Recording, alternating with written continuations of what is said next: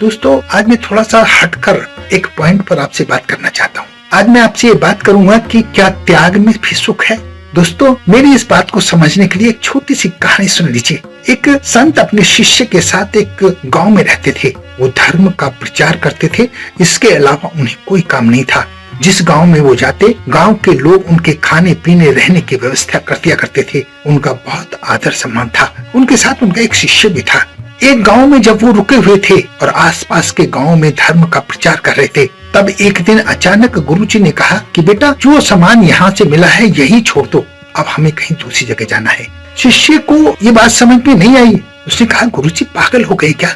इतना सामान हमारे पास है कि हमारा बहुत दिनों का गुजारा हो सकता है, क्यों ना इस सामान को लेकर चला जाए। लेकिन गुरु के आदेश के आगे शिष्य कुछ नहीं बोल सका और उसने सारा सामान वहीं छोड़ दिया। हाँ, चुपके से कुछ पैसे जेब में डाल दिए। गुरु ने उसके लिए भी मना किया था, लेकिन फिर भी उसने डाल दिए।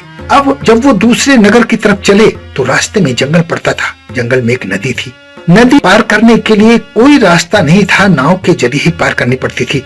अब उस नदी के नाविक ने उस साधु से कहा कि मैं तो 10 रुपए एक व्यक्ति के लेता हूँ, आप दोनों हैं, मैं आप दोनों के 10 ही ले लूंगा। लेकिन संत ने कहा हमारे पास पैसे नहीं हैं। इस पर नाविक ने उन्हें नदी पार कराने से मना कर दिया। अब साधु वहीं बैठ गए। उनके शिष्य ने पैसे होते हुए भी उनको नहीं दिए, वरना गुरु की डांट पड़ती और चोरी का इल्जाम उस पर लग सकता था।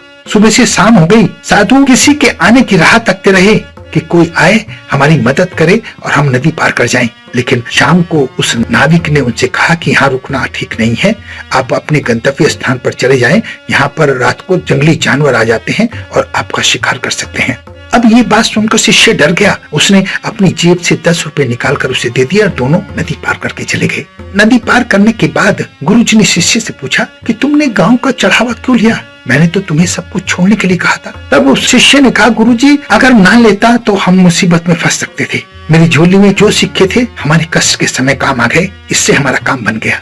संत ने मुस्कुराकर कहा जो सिक्के तुम्हारी झोली में थे, जब तक झोली में थे तब तक ही हम कष्ट में थे। जैसे ही तुमने उन्हें बाहर निकाला हमारा काम बन गया। साधु के वचन सुनने लायक थे। जीवन में इन्हीं वचनों पर काम कीजिए। त्याग में सुख है। संत ने बाकी के शिष्य एक गरीब को दान दे दिए और आगे चल दिए। त्याग से बड़ा सुख इस दुनिया में कोई नहीं है। गुरु और शिष्य की कहानी के जरिए मैं आपको यही समझाना चाहता था कि त्याग बहुत बड़ी चीज है। उसका जो सुख है वो किसी दूसरी चीज में नहीं है।